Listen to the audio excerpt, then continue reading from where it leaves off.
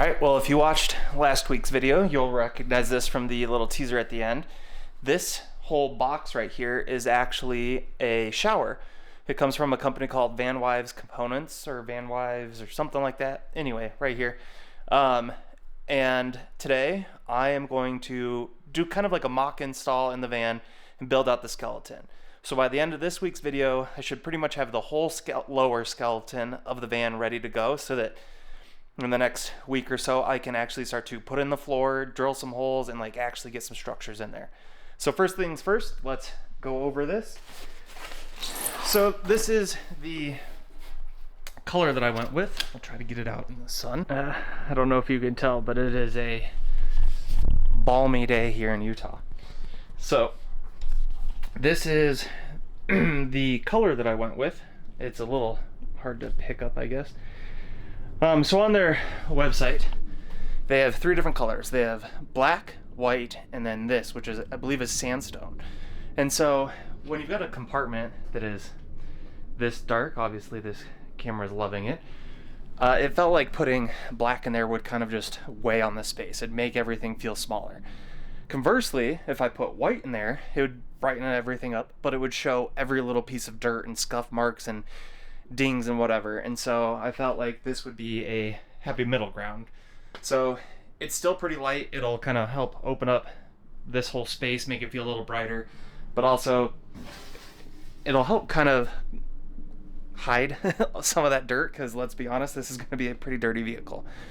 So first things first, I kind of need to do a mock install up there and get an idea of how it will all fit up there, so then I can figure out the, galley space right here.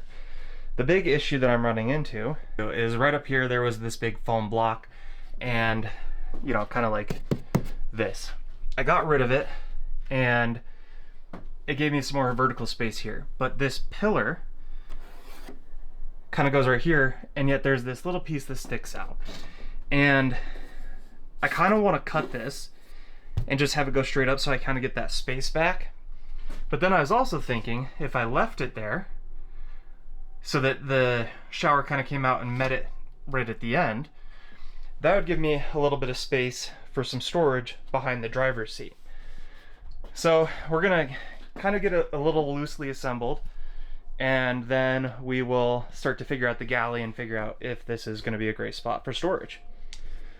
All right, I'm going to try my best at a time lapse with this. In 3, 2, 1. All right, and there we have it. There is the shower install and the component from last week, the whole desk situation, and the water tank from a couple weeks ago. So now I just need to build out this little galley here, and seeing this in here, you can start to see just how small this space really is, and why people kind of say you should skip the shower on a 144. But on the other hand, this just became a big storage locker until I actually drill a hole in it. So we'll see how it goes.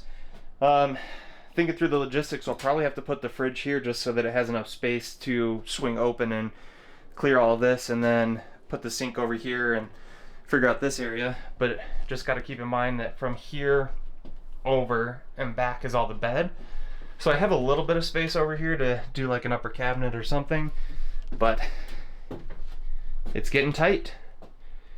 Anyway, we're gonna start working on the skeleton for the galley.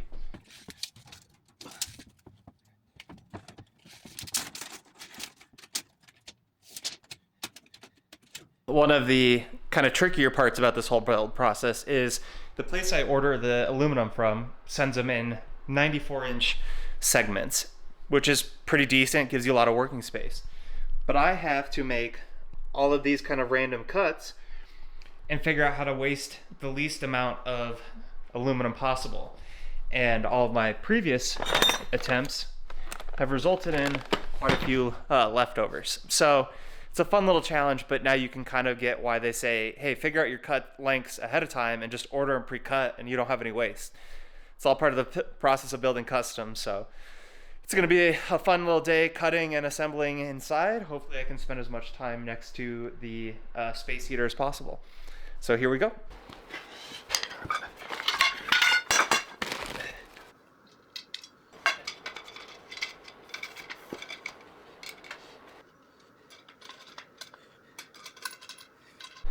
And just like that, we've got the rough shape of a galley, and I even put in a little bit of a toe kick.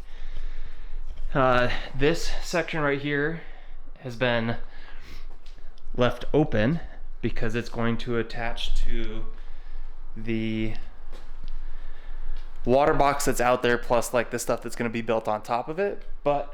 And I'll probably need to add a little bit of bracing here. And like I said, this right here will be where the fridge goes, so I'll probably have to remove some of this or build the platform for it to sit on. I don't fully know. I have a rough idea of the size of the fridge. I just don't know which fridge I'm gonna get. Anyway, I think the next step is to put it in the van and see what it looks like. So we'll meet you out there, but it's starting to snow, so I'm probably just gonna set it up and then pick back up in the van. All right, you're just gonna have to ignore the horrible lighting in here because it's dumping snow outside and I just can't get any better lighting in here. But as you can see, we are all tied together now. All of the bracing is in. We got a sweet little foot kick going. Like I said, this is gonna be where the fridge goes, so can't really lock that in. Here's the desk area from the last video. And as you can see, there's a pretty solid little walkway. I just need to figure out what all the arrangement in here is gonna be, as well as how deep of a space I need right here for my chair to roll out and whatnot. And then the bed will clear that gap. And we have our layout.